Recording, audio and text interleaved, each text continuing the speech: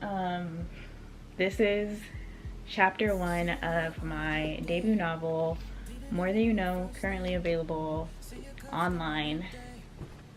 Link in the description if you're interested. Chapter 1.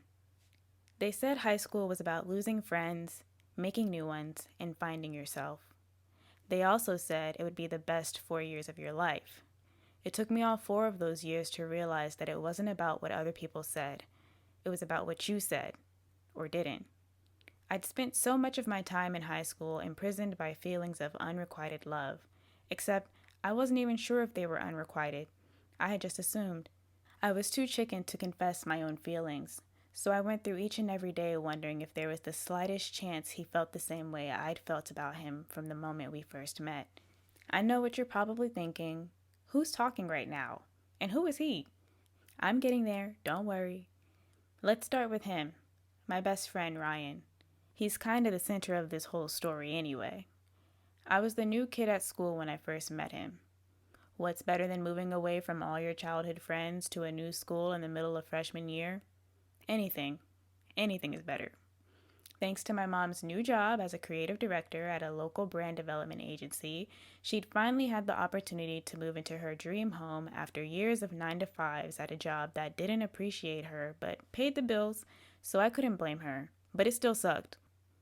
My first day at my new school wasn't bad though, because somehow, out of the 468 freshmen there, Ryan was chosen to show me to my classes. At first, it was dreadful. Students and faculty bustled around me in the front office as I waited for someone to show me around.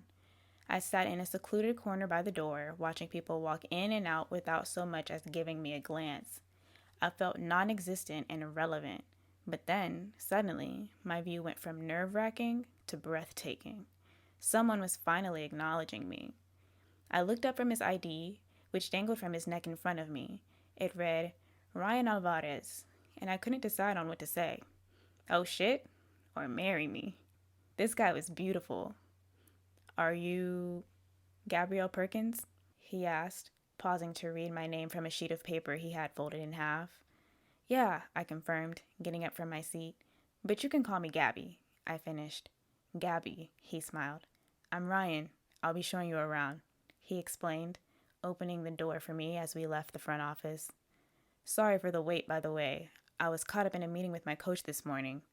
He walked me down the main hallway, which was lined with trophy-filled showcases and spirit posters advertising the next basketball game. Ah, so you're an athlete, I commented. This didn't surprise me since he towered over me. Granted, I was only 5'4", so everyone seemed tall to me.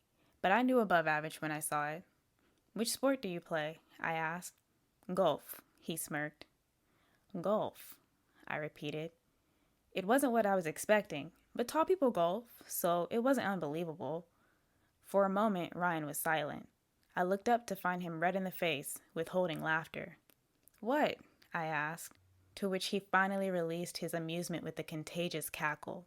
I play basketball, he told me, moving his lanyard slightly so I could read the men's varsity basketball t-shirt he was wearing. It was perfectly visible, even without him moving his lanyard. I just hadn't noticed. I smiled in embarrassment. I guess I walked into that one, huh? Ryan certainly had the frame of a basketball player, standing at about 6 feet with toned arms and shoulders.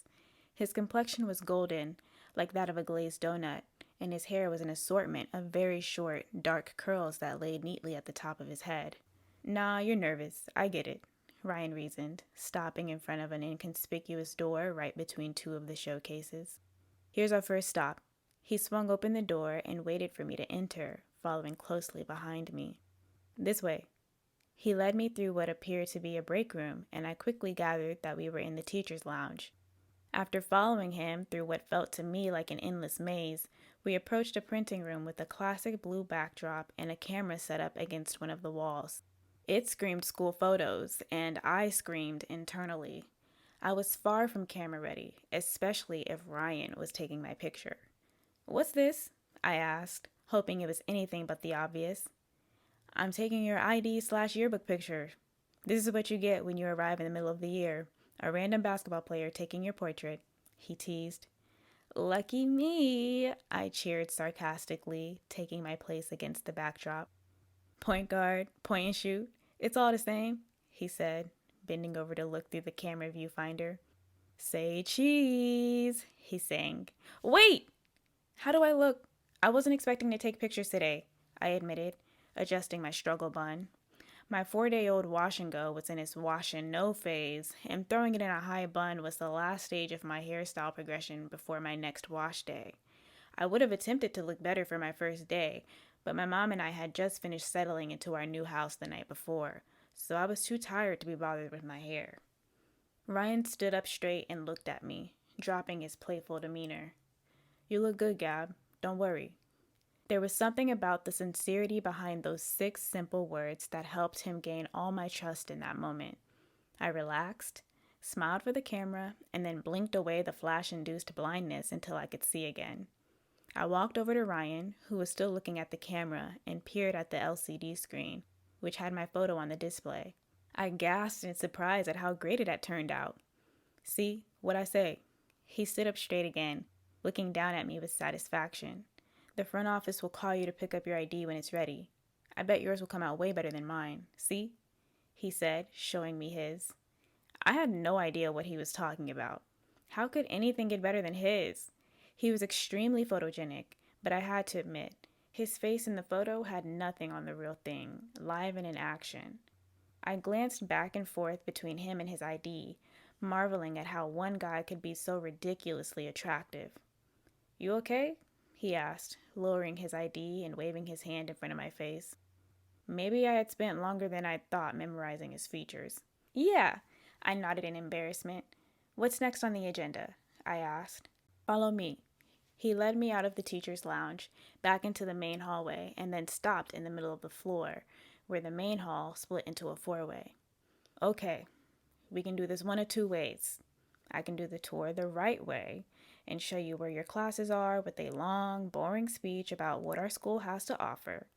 Or I can do the tour my way and show you every nook and cranny of the school so that we don't have to be in class, he offered. I'll take nook and cranny for 400, Alex, I affirmed. Only nerds watch Jeopardy.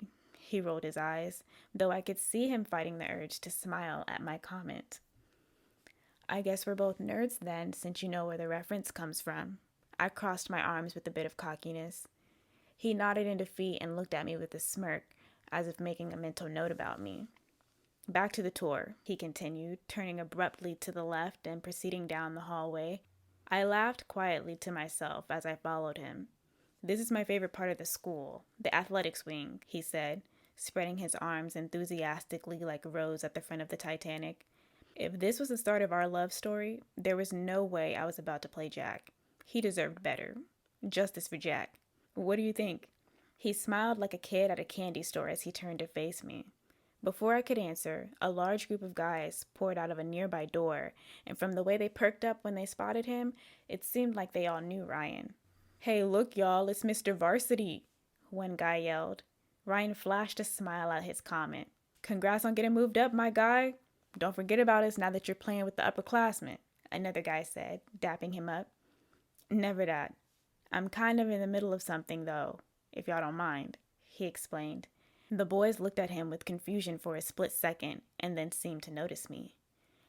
Oh, they said in much quieter voices, like realizing an infant was sleeping. She cute, bro, that's all you? One of them asked quietly, nudging Ryan in the arm. They were horrible whisperers. You not gonna introduce us? Another intervened, making himself more visible. Ryan smacked his teeth and stepped aside.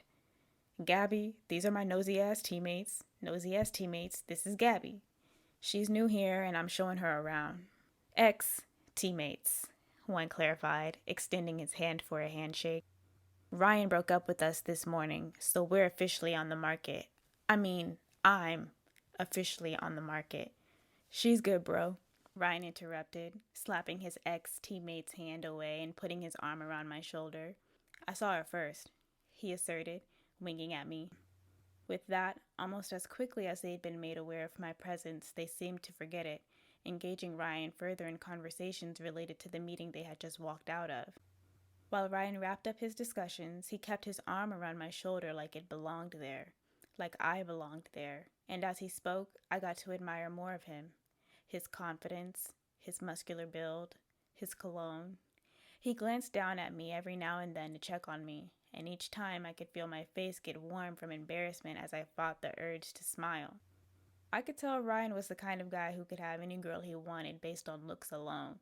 So that attention, whether he was assigned to show me around or not, felt special. I almost couldn't believe someone as blatantly attractive as him was speaking to me, much less had his arm around me.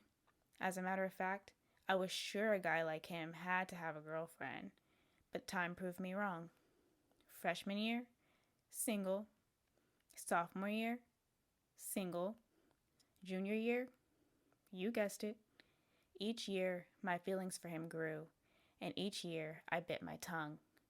3 years later, when we were seniors, Ryan's beauty was more captivating than ever. He'd grown into a smarter, more mature, 6'2" teddy bear with abs and a jawline. He was easily the Puerto Rican heartthrob on campus.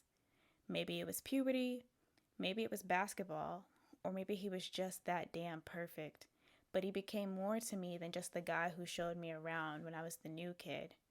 Even so, he was less than what I craved of him. Best friend. Noun. 1.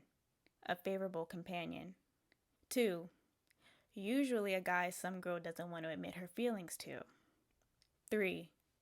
Not my boyfriend. That's right. I, 𝗕𝗓𝗓𝗧𝗪, was stuck in the friend zone. I had no one to blame but myself for my position. It's not like Ryan put me there. I was always too scared to tell him how I felt about him. You know the trope. One friend catches feelings, tells the other friend, and the whole friendship crashes and burns. Or it's just never the same again. My feelings were like venom. If I released them, I risked killing the friendship. But when I kept them inside, they ran through my veins, killing me slowly. At least, that's what I'd convinced myself of. Ryan had never given me any reason to believe he wouldn't feel the same, but something in me didn't believe I was good enough for him. He was so popular with everyone, not in a cliche, he's the cool jock way, but in a, he's genuinely a good guy kind of way. People sincerely liked Ryan, and with him being as handsome as he was, you already know the girls were all over him. I knew it was only a matter of time before one of them actually earned his attention in return, and I was right. Someone had won over his heart. You know the saying, you don't know what you've got until it's gone? I say, you don't know what you've got until it's someone else's. I'll never forget the moment I was blindsided by the news that Ryan had made things official with 𝗕𝗨𝗪𝗧𝗛, the school track star. It was the first day of senior year, and my other best friend Melanie and I were hanging out in the senior section of the parking lot looking at the paintings everyone did for their parking spots. "Why did you paint a chicken on yours?" I questioned, tilting my head as I analyzed Melanie's parking space. "That's not a chicken, that's Guapo," she argued, hitting me on the arm. Guapo was Melanie's Yorkie. "Aren't dogs supposed to have 4 legs?" I laughed, taking a picture with my phone as Melanie got back into her car and pulled forward into her spot. Melanie, Ryan, and I were more or less like the 3 Musketeers, with them connected through me. Symbolically, my parking spot was between theirs. Ryan's was on my left, and Melanie's was on my right. For 3 years, we'd had a routine. Park, wait for each other, and walk to class together. So imagine our surprise that day when Ryan pulled up and India got out of his passenger seat. I was so busy wiping tears from laughing at Melanie's chicken dog that I hadn't realized that Ryan had pulled into his parking space. "Ryan," I snickered, walking toward his car to show him the picture of Melanie's parking spot. "Tell me this doesn't look like a chicken." I stopped, taken aback at the sight of his passenger door swinging open. I looked at India in confusion, while also trying not to be rude. "You guys know India, right?" Ryan smiled, getting out of the driver's side. "Yeah, I guess we just weren't really expecting her," I admitted, glancing at Melanie, who looked just as confused as me. "India and I are together now," Ryan explained, throwing his arm around her shoulder and my heart into a blender with one swift move. Together like you guys are partnering on a school project together? Melanie asked, trying to lighten the blow. I could feel her softly rest her hand on my back in consolation. Together like I'm his girlfriend? India asserted, wrapping her arms around Ryan's waist to make her point. We're going to be late for class, I said abruptly, walking away, dragging Melanie behind me. But we still have like 20 minutes. We're going to be late for class, I repeated, walking faster to discourage Ryan and India from following us. I could feel myself falling apart the farther we got from the parking lot, but I couldn't let Ryan see that. Ryan's announcement put my heart on ice, but seeing India wrap her arms around him made my blood boil. That could have been you, I thought, realizing my own fault. I was pissed at myself and hurt that Ryan hadn't considered me in that way. I'd had 3 years to make my move, confess how I felt, but I still couldn't help but feel betrayed. Shouldn't I have been next in line for a chance at having his heart? What was wrong with me? What was right about her? Was my skin too dark? Was my hair too thick, too kinky to admire? India was half black and half Filipino, but her skin had the same light, sun-kissed complexion as Ryan's, and her hair had a looser assortment of curls than mine. Ryan had never made me feel less than because of my blackness, but seeing him choose someone whose blackness looked different than mine led me into a game of comparison.